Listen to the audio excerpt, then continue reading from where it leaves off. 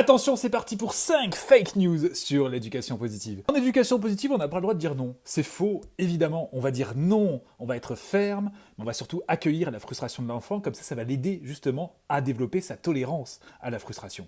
En éducation positive, on ne crie jamais. Évidemment que c'est faux, ça aussi. Les enfants ont besoin d'avoir des parents humains qui montrent aussi leur vulnérabilité et qu'ils ne sont pas tout le temps en train de se contrôler parce que le cri est une expression de stress et le parent a besoin de s'entraîner dans son self-control et dans l'accueil de ses émotions et de son stress pour justement crier de moins en moins. Donc, lorsque nous avons crié parce que nous avons été nous-mêmes débordés par notre stress et nos émotions, nous allons présenter nos excuses à nos enfants, lui dire que nous sommes désolés, lui demander ce qu'il a ressenti, proposer des mots sur par exemple sa peur et surtout, nous allons lui montrer ce que nous mettons en place pour crier de moins en moins. L'idée, c'est de pouvoir s'entraîner avec des stratégies de régulation de notre stress et de nos émotions et de pouvoir aussi faire preuve de bienveillance envers nous-mêmes pour justement avancer pas à pas sans se flageller. En éducation positive, on laisse tout faire à l'enfant. Alors ça rejoint un peu la première fake news. En effet, on ne laisse pas tout faire à l'enfant. On va même établir des règles avec l'enfant. On va surtout s'assurer que les règles sont comprises. Et on va surtout permettre à l'enfant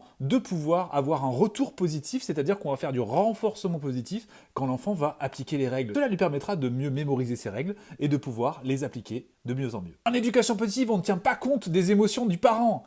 Eh bien, c'est tout faux, parce qu'en éducation positive, justement, on prend en compte les émotions et les besoins du parent. Il va s'exprimer, je ressens de la colère, je ressens de la tristesse, je ressens de la peur, et il va aller chercher son besoin. En s'exprimant ainsi, l'enfant va écouter comment son parent exprime ses émotions et ses besoins, et va petit à petit l'imiter. 5e fake news, l'éducation positive est une secte. Ça, on l'entend énormément, l'éducation positive est une secte. En fait, non, l'éducation positive, c'est surtout un ensemble d'outils dans lesquels on peut piocher, et c'est surtout un style éducatif qui est scientifiquement étudié. Voilà donc pour ces 5 fake news à propos de l'éducation positive. Si ce format vous plaît, laissez-moi un petit commentaire. À bientôt pour une nouvelle vidéo.